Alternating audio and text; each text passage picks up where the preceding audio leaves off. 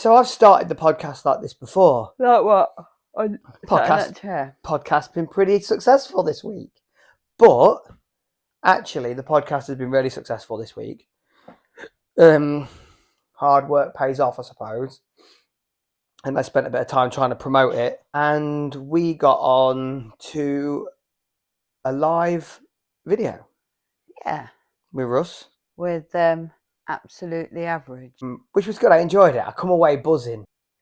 Off the back of that, Tony Cull promoted us as well. He's that Irish chap that we was listening to the other night. The Irish chap was listening to the other night, yeah. He's quite funny. He is funny. Yes, he's got a nice voice. So, and then I'm on his live tomorrow night, which won't be tomorrow night. It will have been Sunday because this is going out Thursday. So we'll have been on it by the time this goes out. And we had a really good time. We did have a really good time. It was amazing. Oh, are you joining it now? I don't know. I don't know if I'm invited. Well, you're not invited. But when I said, "Do you want me to see if you're going to be invited?" you was like, "No." Yeah, but I'm a bit shy.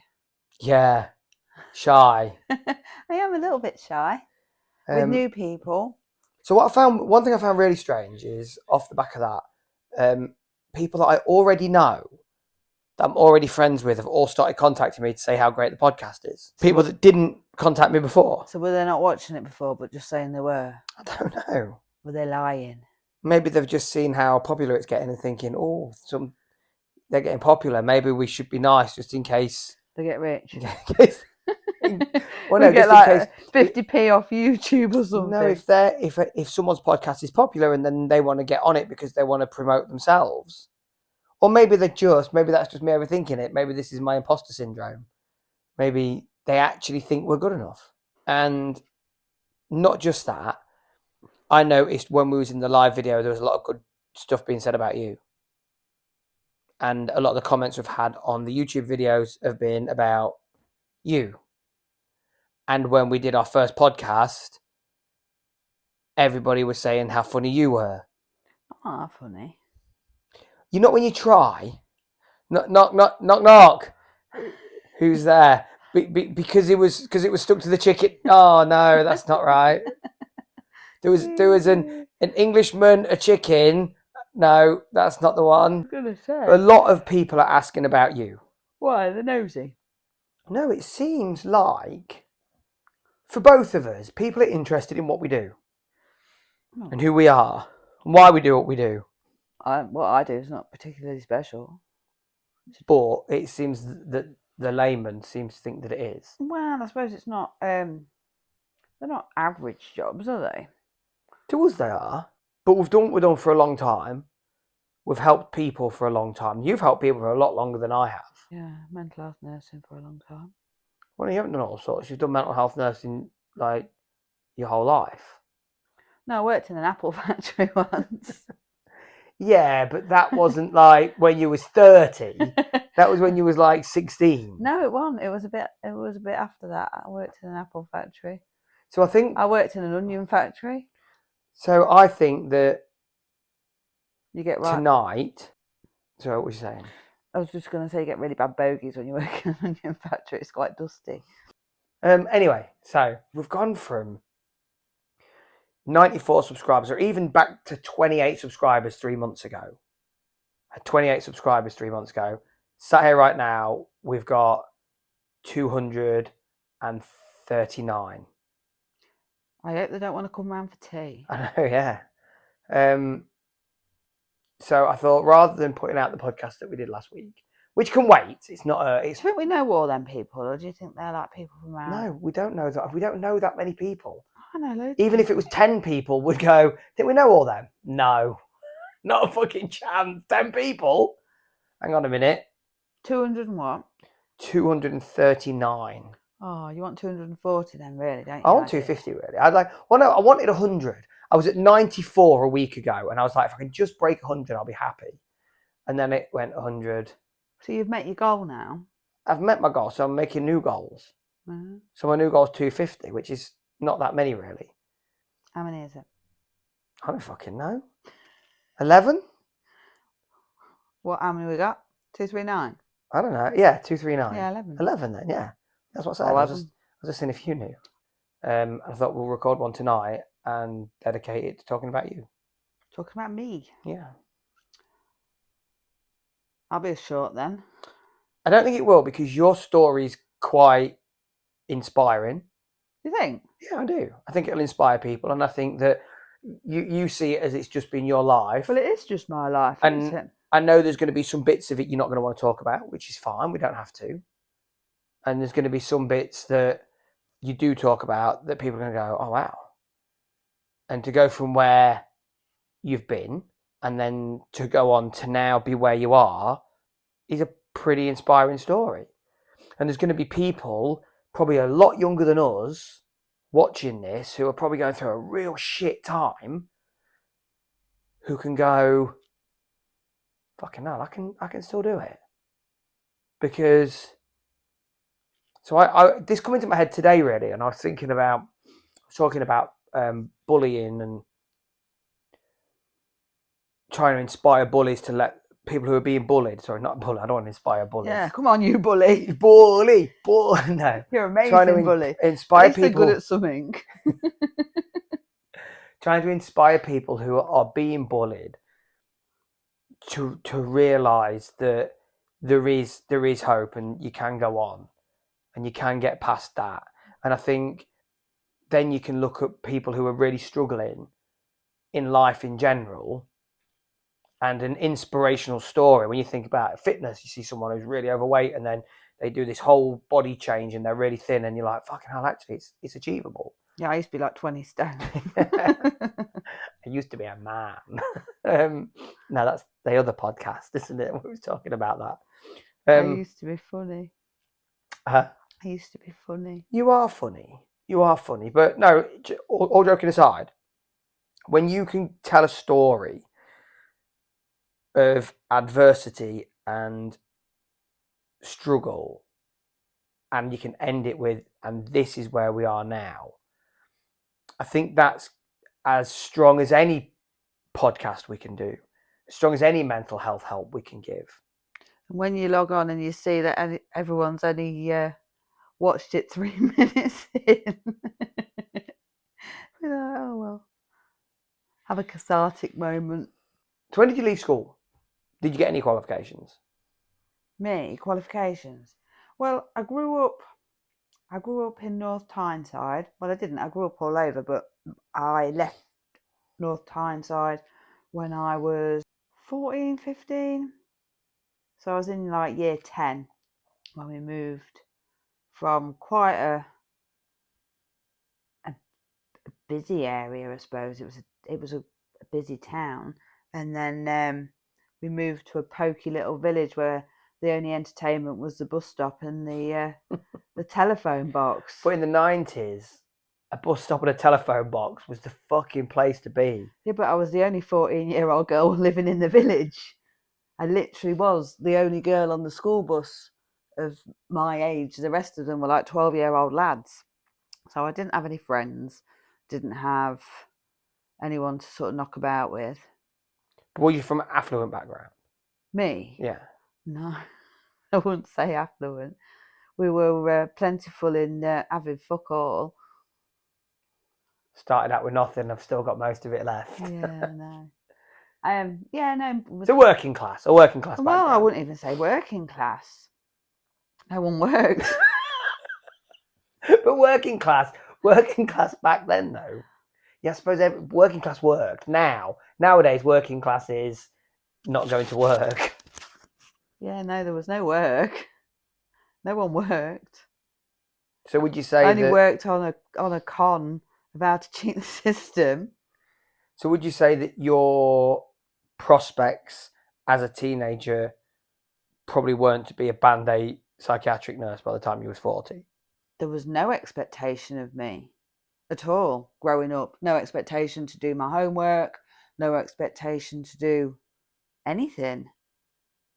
To not be in trouble or to be in trouble. It was just... I lived on the Meadowell estate. I don't know if you've ever heard of the Meadowell estate. I know, yeah, the Meadowell estate. I lived on the ridges. So just tell us about the Meadowell estate a little bit.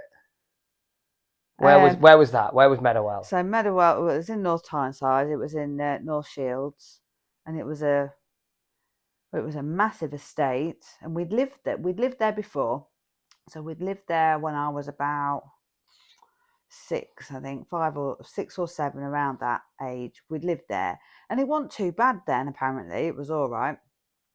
So was that about 71, 72? No, So probably about early 80s. Early 80s. 83, 84.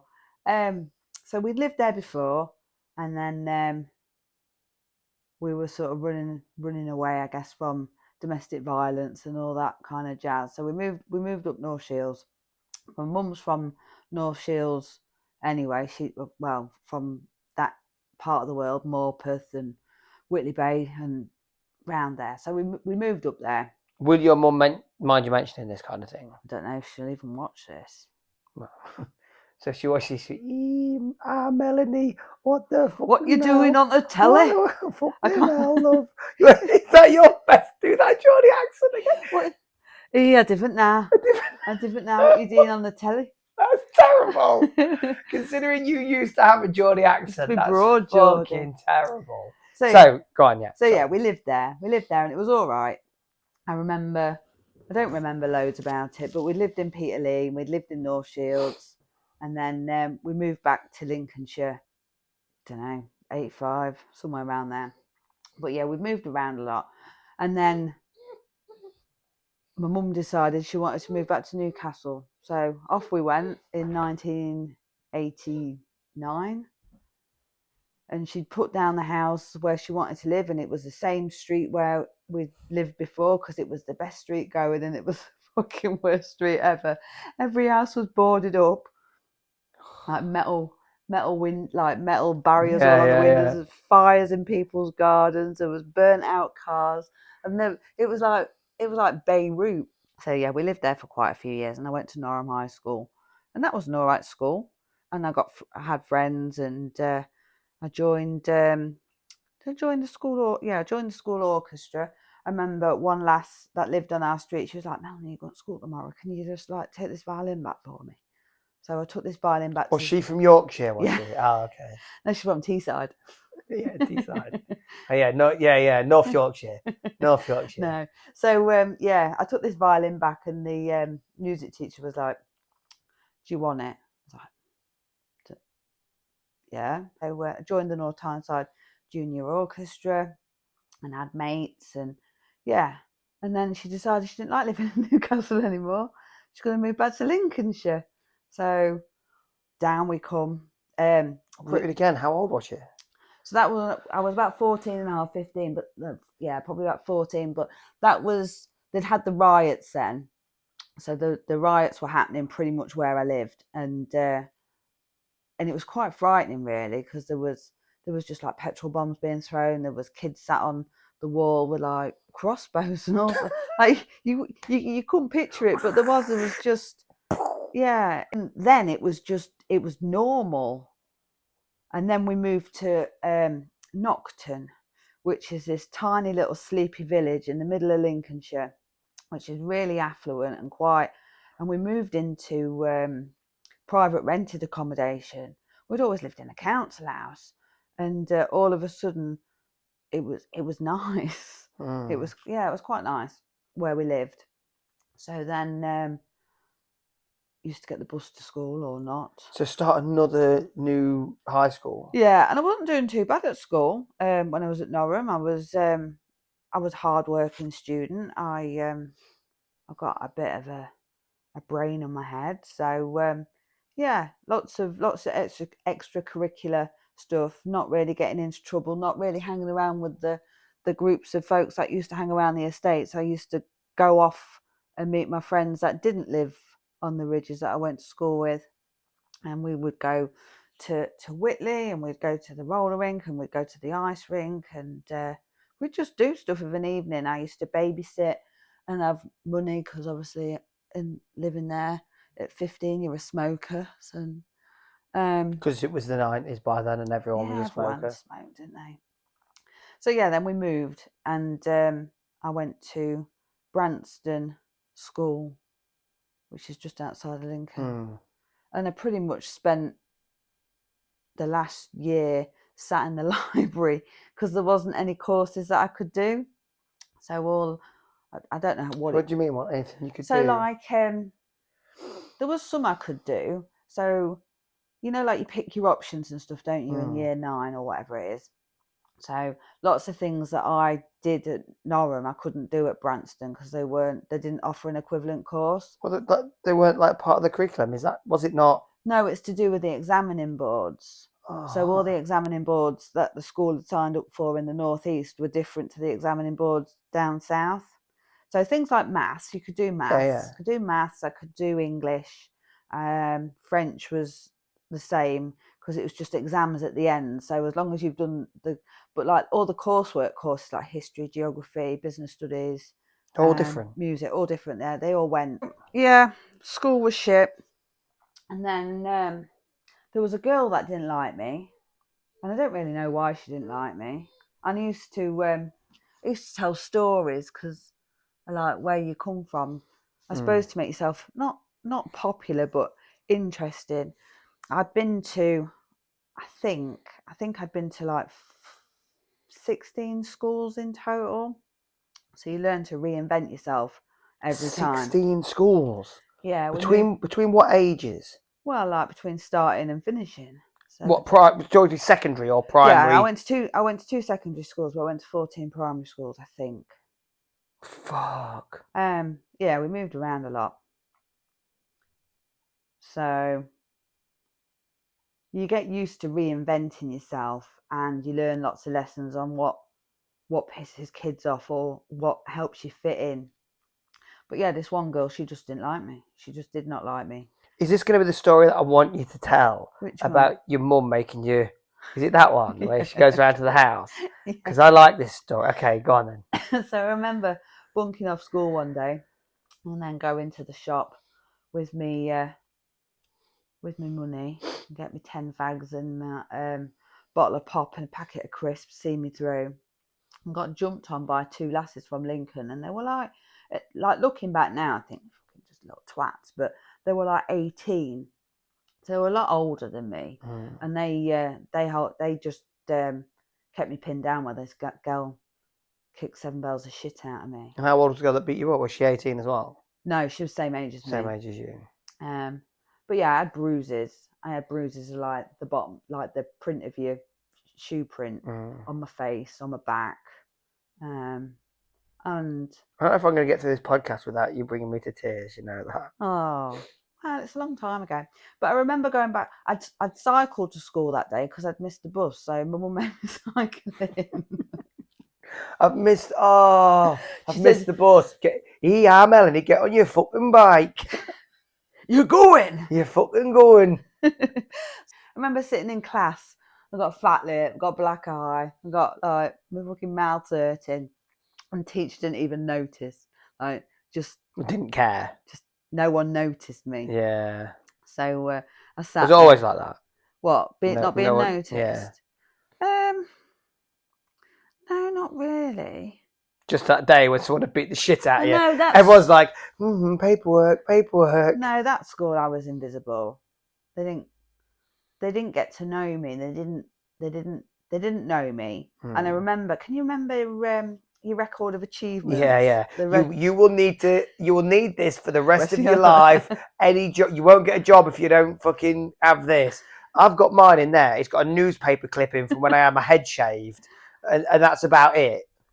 So I got my record of achievement, and I went through it the other month. It was quite funny. But you write like your personal statement, don't you? And then I remember delivering it to the head, and he was like, "I didn't know you played the violin." I was like, "I've been bringing it to school with me for the last 6 months." Did you think it was like a fucking submachine gun or something? Watching too much Antonio Banderas. Honestly. So these girls jumped you and they beat the shit out of you. Yeah, so I got the shit beaten out of me. And I went back to school, finished the day, and then cycled home. And Mum took one look at me and she was like, "Who the fuck's done this?" I was like, "Oh, it's Chloe. She hit me and I didn't like it." It's the bigger girls. So yeah, she was like, "Right, come with me." So I'm sort of being frog marched across the street, And she went to her friend's house. Andrea, right, we're going to Dunstan. So yeah, in the car over to Dunstan. She's like banging on this manor house door. So was this girl quite well off then? Yeah, she was quite affluent. She lived in a big, yeah. Not to give too much away of who she is, obviously. No, well, she's probably dead now because she's a cunt. But fucking hell. she was nasty. There's no need for nastiness. No, there's no need for nastiness. And at the time, I thought she was quite cool and like she was quite popular and people liked her. But I think, it's easy to reflect back with an adult head, isn't it? She was just a little twat that no one liked, so she had to try and make herself more popular. And I was the new kid, and people seemed to be like warming towards me, and it drew the attention away from her. So I needed putting back in my place, I guess.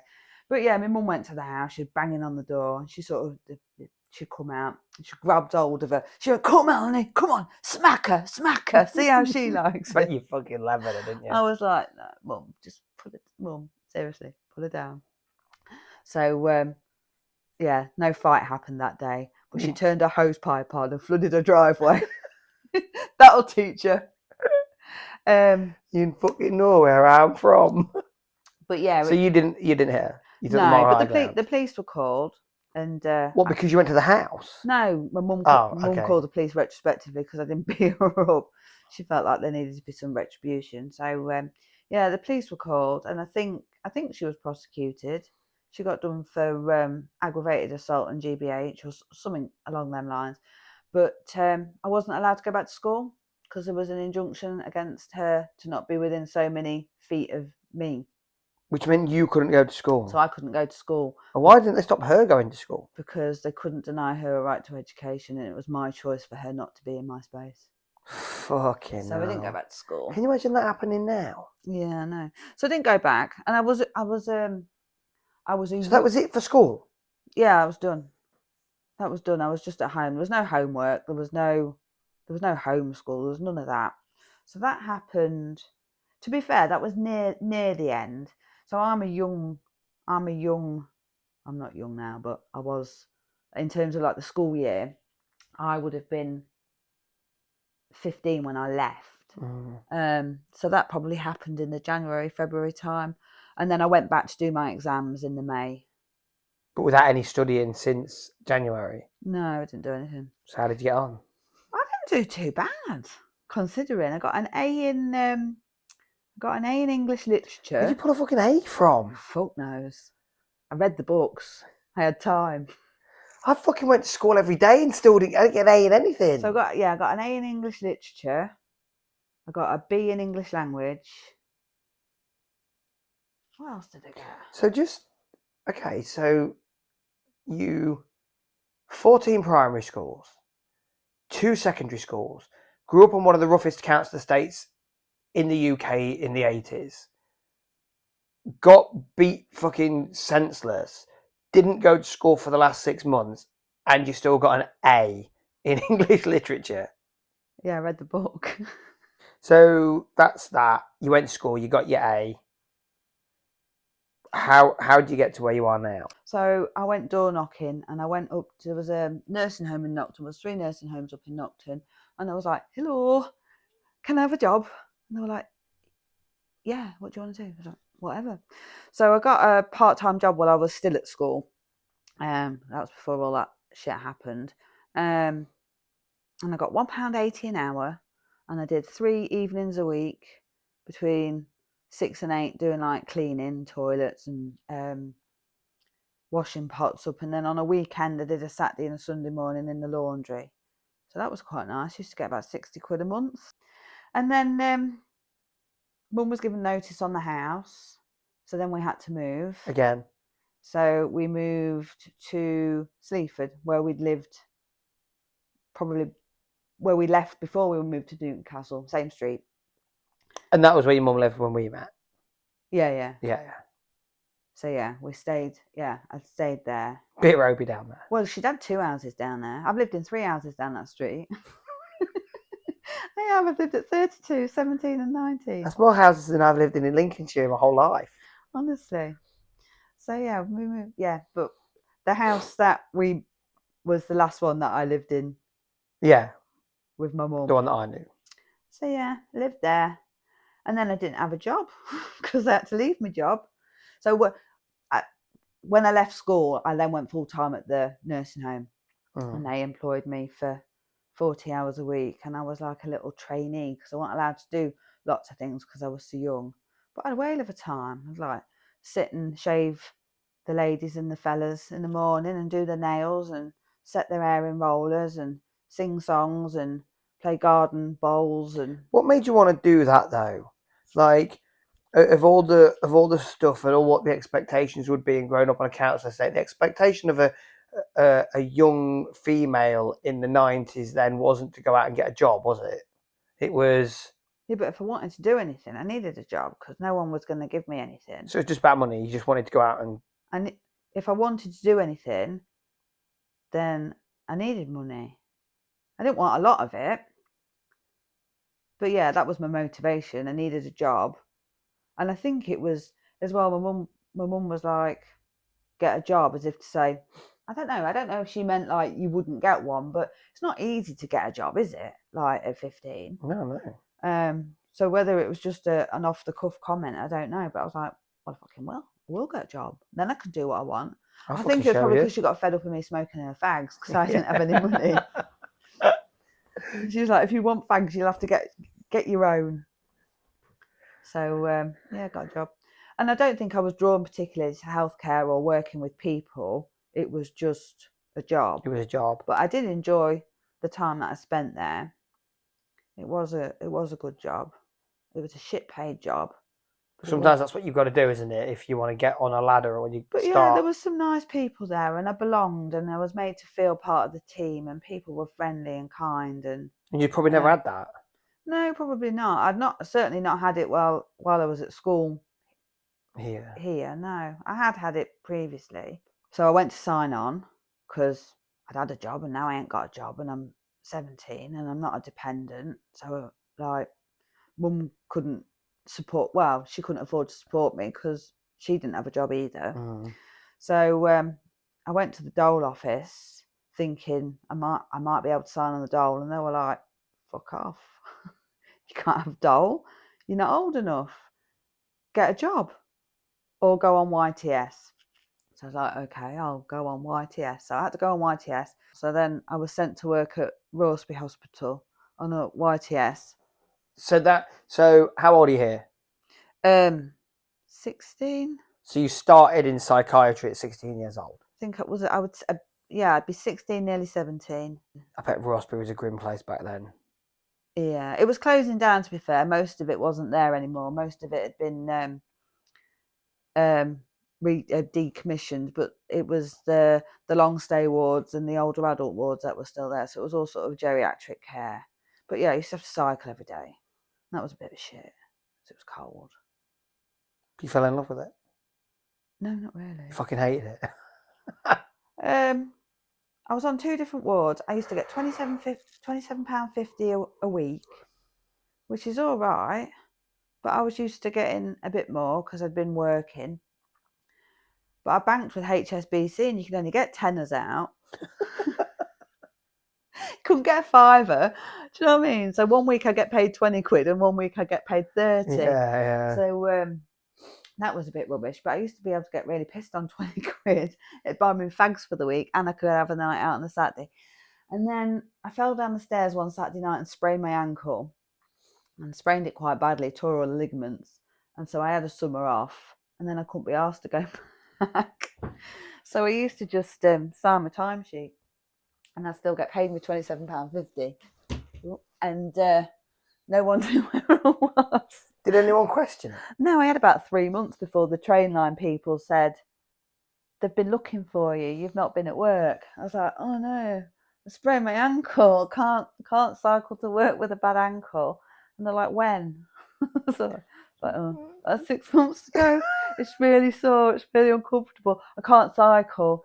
So they were like, so where's the timesheets been coming from? I said, oh, the nurse signed loads of them up front.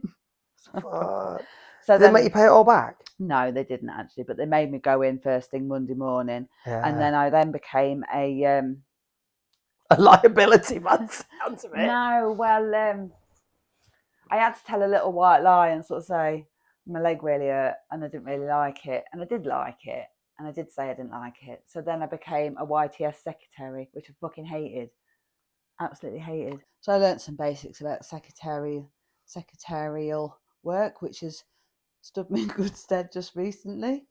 But yeah, I didn't like it, and then my cousin had said, because I've got family that live in Lincolnshire, in Sleaford. So yeah, my cousin that I'd not seen for many years kind of reconnected, and she was like, "There's a job going in an apple factory." And I was like, "Okay, it's like in a gang. Come and pick you up in the morning, drop you off at home at night. There's no transport needed," and that was all right. I did that for about 18 months, and the money was good, but the hours were long. And then I thought, I don't want to do that anymore. I want to do something a bit more decent. I want to do something that's gonna fulfill me, I suppose. So yeah, I knocked on a door in Sleaford at Ashdean Nursing Home, and I was like, "Hi, can I have a job? I'm really nice." And within the week, I'd got a job there, so I started working at the nursing home, and it was all right. It was typical sort of nursing home in the 90s, but the pay was a bit rubbish. And I thought, I'm going back to the apple factory. I can earn more money. Don't really know why I wanted more money. I just wasn't earning very much. So yeah, I went to work back there, and it was all right. Met a boy, as you do, and it's a bit weird talking about boys. I'm cool with it. It's fine. So yeah, I met a boy called Jason. He was a little bit older than me. He crashed his car on his way home from work one night, and he was a tyre fitter. But yeah, he'd got a nice family. They were quite, I wouldn't say they were affluent, they were proper working class, but they were a nice family. They didn't swear. And well-to-do working class. Yeah, they were well-to-do, and they had a gravy boat and that kind of thing. You love a gravy boat now as well, don't you? No, they had a gravy boat, the cutlery matched and the plates matched, and they'd get like napkins out and shit when it was nice. Posh working class. Yeah. So no, they were decent and kind people, and yeah, his mum and dad were nice, and they were nice to me. So how did you become a psychiatric nurse? So you met this boy. So yeah, I met this boy. I was working in the nursing home by this point, and then he had a car accident and ended up quite in a bit of a mess, really. So he broke his back in a couple of places. He broke his arm in about 20 places. So he ended up in a wheelchair, paraplegic, and he had not got use of one of his arms. So he required quite a lot of care. So he lived at home with mum and his dad anyway, and they had some extension built while we were waiting for a property. And then we decided we're going to move in together, and we got a flat in Curtin, which is where we lived. So you were 17? I think, yeah, I would have been 17, because I'm just trying to think. I just want to get this story across, because this is one of the things that amazes me about you, and why I've always said that you're an angel, is that you were 18 years old, your boyfriend that you'd been with for a few months ended up paraplegic, loss of use in one arm, and then you stayed with him, moved in with him, and took care of him. For a bit, yeah. How long? We were together all in all 9 years. The factory that I was working in Curtin, which was the village that I lived in, that had gone into liquidation. So it had a sister factory in Boston. So I was one of the lucky ones in that I was offered a job there. So there I was cycling again at 6 o'clock, 5:30 in the morning for a 6 o'clock start. And I got knocked off my bike by a car. So that's really what changed lots of things for me, because I got knocked off this bike and I wasn't hurt and I wasn't injured or anything, just a bit shook up, and my bike was fucked. So that made me more annoyed than anything, because I had that bike since I was 14. My mother bought me it one Christmas, and I'd had it years, and that bike took me everywhere, so it was knackered. So I got to work and I was a bit shook up, and I was like, I need to go home. So I went home and I was like, I can't do this. I can't do this every day. Can't get up at 5:30 and like whatever, like meet all Jason's needs and then get to work and do a full day at work and then come home and then meet all of his needs again. And he was young and quite proud and didn't really want a lot of help. So the help didn't come from anywhere else. It was just me, and then his mum would help out as well. But first thing in the morning, and I was wrecked. I was like The Walking Dead.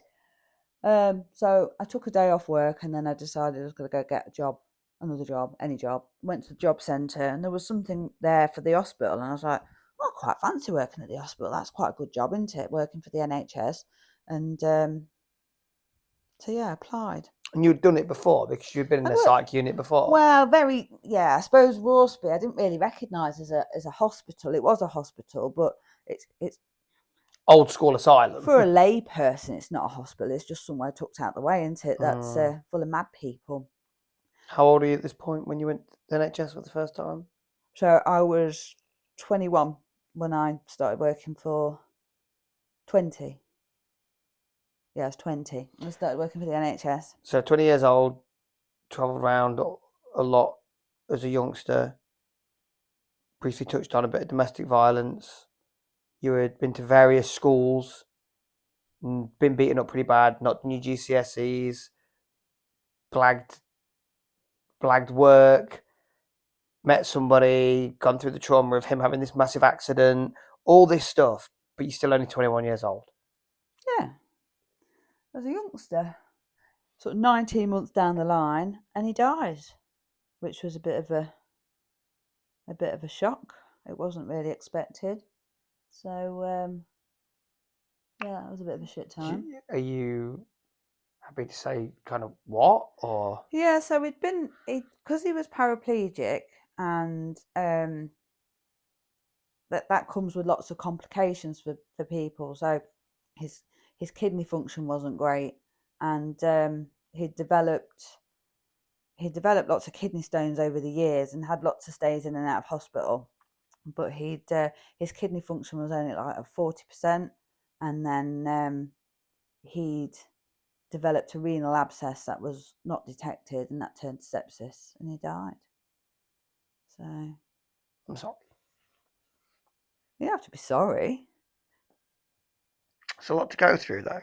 No, it is. And I remember, I don't want to be too graphic, but I remember getting up the morning that he died, and I was asleep next to him. I'd heard him in the night coughing and complaining and being uncomfortable and asking me if I could sort of help repositioning him and stuff. And I was getting really fucking annoyed, really annoyed, because fuck's sake, this bloke will not go to sleep when I'm tired.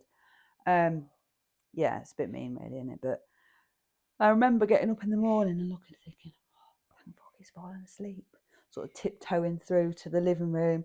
I had a cup of coffee, had a fag, and sat there, fussing the dog.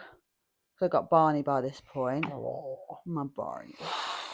And an hour had passed, and I thought, we're still asleep. It's not like him. He's normally up by now. And I think that's one of the things that really upset me at the time, is that I didn't realise when I got up that he'd died. I just thought he was quiet. And that just goes to show how poorly he had been, because he obviously he was dead and he looked dead. But he didn't look any worse than what he had done the previous day. He just was very still. And I'd gone through and given him a bit of a nudge, and nothing had happened. And then I moved his arm, and I could feel like rigor mortis had started setting in. So he'd been dead a while, and that was a bit sickening. And I called 999, and they were going to send like an ambulance. So I started working on him, like CPR, and that was horrible. And yeah, we didn't get him back, but he'd been dead. He'd been dead hours. So yeah. We've never really spoke about this, have we? Not really, not in detail, no. So yeah, you're right. Yeah, no, there was a long time ago, isn't it? It's a different lifetime ago. But they sent the fire brigade, and I was like, what the fuck are the fire brigade doing here? It's like, what? No fire. Why did the fire brigade come? Because they're first responders. Oh, okay, yeah. So yeah, the fire brigade came, and then And then the police came because it was not a suspicious death, but it was an what do you call it? It was Unexplained. Yeah, unexplained and unexpected death. Yeah. So there I am, sat in the living room in my nightie. I've got no knickers on because I've been in bed. No, that's all I can remember thinking. I've got no knickers on, and the fire brigade had made a right mess. They'd there's pillars and stuff just all over because he had to stay where he was till the coroner got there. And I've got these 2 coppers in my living room, and I was like, I just want to go put my knickers on. Can I just go and get some clothes? Like, no, you have to stay here. So I was under house arrest. So I wasn't arrested, but they did read me my rights, and I just had to stay in the house until the coroner could come and secure. Well, I suppose they secure the scene, don't they? Until they can establish what had happened, and then they said what it was. He had post-mortem and stuff, and that confirmed it, but. I remember sitting there with no drawers on, thinking, I just want to go pick up all them pillars and just straighten it all up and make sense of it all. So it was. So where? And that was the first time I met Donna and Mark. I remember who we used to knock about with. Yeah. I remember sitting outside, smoking 100 fags, and she was like, "What's happening?" And I told her, and she was like, "Oh, Ducky," you know what she was like? "Oh, Ducky, let me hook you." And I was just numb. I didn't cry. I didn't do anything really. I just sat. What can you do? So they took him away. So what did you do then? How did you get over that? How did you get past that? How did you move on? I was an arsehole for a while. Because that's serious trauma. No, I suppose so. I don't know. Maybe I don't know.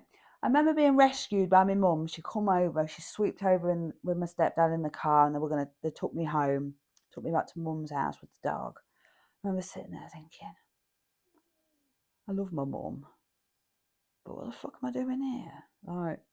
So I went out, got pissed. I got very pissed. I went to my friend's house in Sleaford, and we drank 2 bottles of Prosecco, and that wasn't enough. So we went up to the pub and drank another 2. And I got back and I was absolutely wankered. And then I just sat there awake all night. Just couldn't shut down, couldn't go to sleep. And I was like, can you take me home the next day? I want to go home. She's like, no, you stay in here. She's got all motherly and all bossy. And I'm like, I'm going home. And she wouldn't take me home. So I rang someone I worked with and said, can you come and pick me up? I want to go home. So I did. I went home. She was very cross with me for that, but I was grown up. So you spent some time then mourning? Pardon? You spent some time then mourning? Well, I was doing my nurse training. So by this point, this was 2003. So by this point, I'd started my nurse training because I didn't have any of the qualifications. And I failed that. So, yeah. Fucking well done. You had an A in literature, though.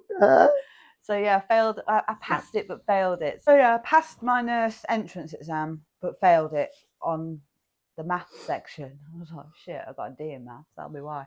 And I wasn't going to do it again because I thought, well, that's that, innit? I'm thick. I can't do that. No point. And a bloke I worked with, Dave Dooley, was like, no, you're not. You're doing it. Stop being a twat. Do it. So people were really nice to me.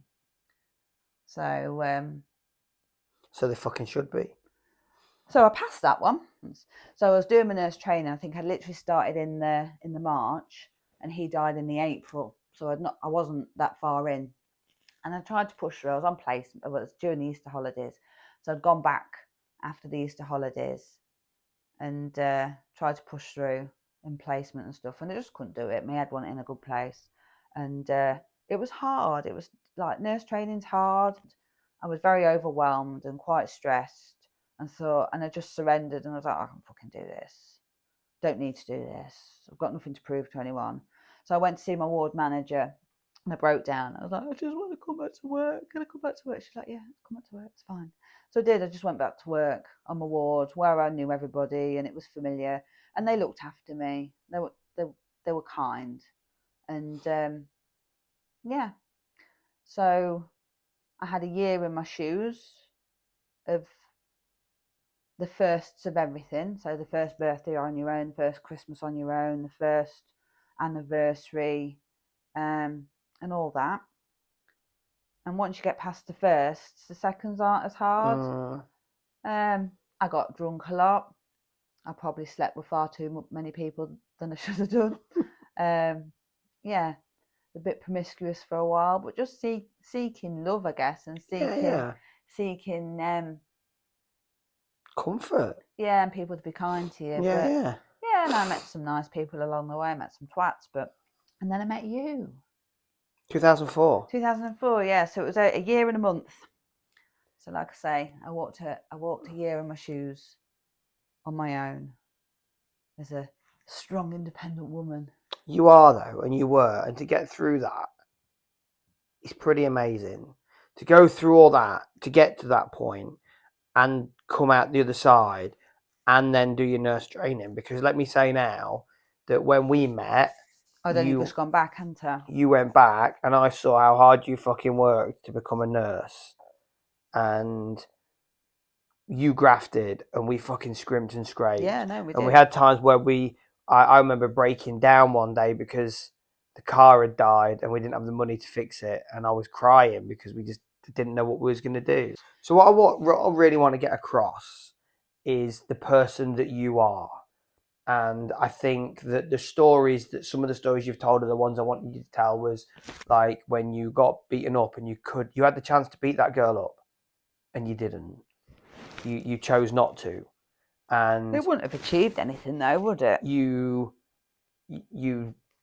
didn't go back to school after that, and you could have just dropped out, but you didn't. You went back and did your exams and you passed because you're tenacious. And you could have been a statistic living on a council estate in Sleaford, taking drugs, having babies, but you didn't. You chose to go out working. And then the whole Jason thing, you could have let that define your whole life, but you didn't. You went back to nursing, got a qualification, and got on with your life and become a fantastic mum and a fantastic wife. Oh, thanks. But the story that I want to hear is, remember when you did your nurse training and you put all that time and all that effort and everything you've fucking done in your life to get to where you are. You finished your nurse training. So you were a nurse. Yeah. But did you get a job? No. There was no jobs, was there? There was no jobs. So what happened? I went back to work as a healthcare support worker because there was no jobs. And I sat there and I was like, this is shit. I've just spent 3 years training to do the same job as what I did. For the same money? For the same money. Because I was lucky, I was seconded to do my nurse training. So I got paid a basic salary. But yes, just on the same basic salary. So the regular person in this position would go, oh, fuck's sake, I'm just going to have to sit and wait for a job now. What did you do? I emailed the chief executive of the trust. Chief executive of the Lincolnshire. Yeah, for the trust that I worked for. And just let him know that for 3 years I'd been doing my nurse training, and for that 3 years he'd been paying me. And for that 3 years he'd been paying somebody else to do my job while I wasn't there. And now he was still paying me the same, despite me having all these new skills. So yeah, let him know. What did he do? Did he just ignore you? No, I got a job within the week. You got a job within the week? Because that's the sort of person you are. Yeah, no, I got a job within the week. And then he followed up. It was a good 6 months later, but he did follow up, just wanting to know where I was at and how I was doing and did I get sorted. That's amazing. So yeah, I got a job. So there I was, brand new, newly qualified, band 5 nurse on a ward, mental health ward, acute mental health ward. You've worked with mental health patients ever since, and I'm just conscious of how long this is going to be, and we don't need to go into every job you've done and everything you've achieved, but you've achieved some amazing stuff throughout your career as a psychiatric nurse. Give us a quick overview of what you've done to get to where you are now. So I did a year on the ward as a band 5 nurse, and then there was like a rotational post. So then I went to work for crisis and home treatment services, and I went to do that for a 6 months rotation, and then I loved it. So I applied for a band 6 and got it. And what's a band 6? A band 6 is like a senior nurse. Okay. So it works a little bit differently within mental health care to general or adult nursing, but it'd be like the equivalent of like your deputy ward sisters. So yeah, I got my band 6, and then that was only a fixed term secondment, and then I got pregnant, and then I lost that when I was pregnant. Can you remember? I remember, yeah. I lost that job, and then Because you was pregnant. Well, they never said that, did they? And I think that was back in 2010, so it was just as the Equality Act was coming out. So I think if it had been 2011, they might have been a little bit more tentative about how they worded it. But I went back from maternity leave to a band 6 job, so it didn't affect me other than I lost a year's worth of an increment. Yeah. So yeah, I did that for, I don't know, I did about 5-6 years. So just for people that don't know, crisis team, which is what you done. Which is what you done. That was good England, wasn't it? That's what you did. Crisis team is where I'm sat at home, not me personally, but someone's sat at home and I go, oh, I'm going to fucking kill myself. Shit. What should I do? Ring the crisis team. They ring you up and go, I'm going to kill myself. It's literally saving people's lives. Yeah. Yeah. And home treatment. So it's assessment and home treatment. So crisis assessment. So I'd see people in A&E. I'd see people at home. I'd see people in the police station. I'd see people in the back of ambulances. All that are supposedly at imminent risk of suicide. Yeah, real and immediate risk to self or others would be the criteria. For how long? 6 years? I don't know. Did I do it for 6 years? I did it. I did crisis services for 12 years altogether. And then I was quite good at it. Yeah, you was. And I can say this now because I don't work in that service, but I never had anyone that I assessed die. And not everybody can say that, because it is just an educated formulation of risk, and it's basically an educated guess as to what you think someone might do and what you need to mitigate that. And people get it wrong, don't they? And people make all sorts of decisions, and especially when alcohol or drugs are involved. But yeah, I never had a death in the 12 years that I worked in crisis services. Every assessment that I did was successful. And then I'm sure the one thing that most people want to know before I wrap this up is, what do you do now? So, and then I did 4 years in crisis services as an enhanced band 6. So I was basically the deputy manager of the crisis team. And then I moved to recovery services for 3.5 years ago. And I now manage an inpatient mental health ward that has 24 staff, 15 patients, and they're patients that are transitioning to I suppose what our value is for people to go on to live their best lives and live well in the community. So it's almost the opposite of what you was doing before, where you were. Although people, crisis was the start of someone's journey. Now what you're doing is hopefully the end of their journey, where they go back into community. Yeah, and going home. And I tend to. So in crisis services, you can work with anybody. You wouldn't necessarily have to be what you call mentally ill to be in crisis services. You can be suicidal and not necessarily long-term mentally well. All the people I work with now have severe and enduring mental health problems, and they'll be lifelong mental health problems. So yeah, we help rehabilitate in terms of people regaining skills, people regaining purpose and meaning, and we give people hope. And we do that by all sorts of things, but mainly role modelling, coaching, and cheerleading, and sort of showing them good examples of how to live a good and healthy life, I guess. And we have good outcomes. You truly are an amazing person, aren't you? I'm not just saying this for the podcast, but you are. Everything you've been through, everything you've achieved. And let's just add this in as well. During that time, we've gone as a family and as a couple, we've gone from having absolutely nothing to the point where we didn't know how we was going to get by some days, to having 2 beautiful, amazing kids. Kids are amazing, aren't they? Very, very well educated, very clever, very well looked after. My babies. Our babies. Our marriage is as strong now as it's ever been, and we have an amazing time, don't we? You know, we live our best life. We have fun, don't we? We do have fun, and to get to where you are and where we are now, for everything you've been through, I think it's so fucking amazing, and that's why I've always said you're an angel. I think to be able to go through what you've been through and achieve what you've achieved, and not just achieve what you've achieved, but also all the lives you've saved, including mine. I don't know. I didn't set out with any kind of master plan. I've just plodded on, and it's just happened, really. You don't need to have a master plan. There's been luck along the way. There has been luck, being in the right time at the right place for opportunities. Yeah, but you've got to have done what you've done to be in that place. No, I get that, but there has been luck and and good people, because not everyone's an arsehole, are they? You've got to surround yourself with good people. Yeah. You can't soar like an eagle if you're flying with pigeons. There's a song in that. Yeah. Yeah, and I've got a diamond in you. I fucking don't know about that. No, but you push me. You push me to be my best.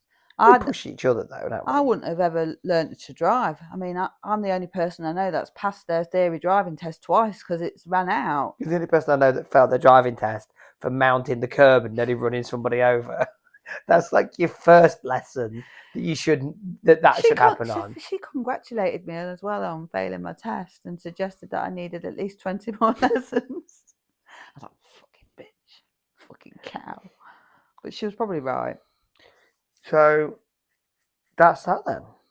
There's a whole load of positive stuff you can throw in there, but I think what we need to be realistic about is we want to try and influence people, and I want people to know that you can go through a fucking lot. Like, I had a little tear for a second listening to your stories. Did you? Yeah. Why? Just because, like, I don't like to hear of you in adversity, even if it was before I knew you. Yeah, but loads of people have adversity, though, don't they? That's the thing, but not everybody gets through it. It doesn't have to define you, does it? No, it doesn't. Shit moments don't have to define you. I'm not my past. I'm my future. Yeah, and I think that's what with this episode of this podcast, that's what we're trying to get across to people, isn't it? You can grow up on a council estate. You can come from a single parent family. You can have a difficult upbringing. You can have very few qualifications. You can have a massive trauma event at a very young age, because 21 is still a very young age to go through real trauma. And you can still achieve phenomenal things because you're only 43. You're only 44. I've still got career ahead of me. You've still got another 25 years working yet. And what me and you are going to achieve in the next 25 years is, and the people we're going to help, just going to be amazing. Yeah. And I was thinking about this the other day because I thought, well, what next? And I thought, I don't really know what next, really. I don't really aspire to be anything next. And I think, well, what's next? Like the natural progression would be like a promotion, wouldn't it? Natural progression would be to do something. But I think, well, what jobs are there? I don't want to do any of them. They're all shit. I don't want to be in upper management. I want to work with patients and learn to knit and crochet and hear about someone's day or make a difference to somebody. I don't want to, and you can make a difference up there, but it's not the same. No. So if I go anywhere else, I'm top. Like, not blowing my own whistle. I am blowing my own whistle, but I am top of my game. And it's took me 3.5 years to get there. But I think, well, what's next? Oh. Who knows? Who knows? Tune in next week to find out. Yeah. Mel's working as a bin man. Thank you to everyone that's subscribed so far. We've just hit 240 subscribers, which I know it's not fucking Joe Rogan level, is it? But 240 is way beyond what I ever expected. Watch your other podcasts. Drop some comments. Make sure you like the video. And achieve your goals.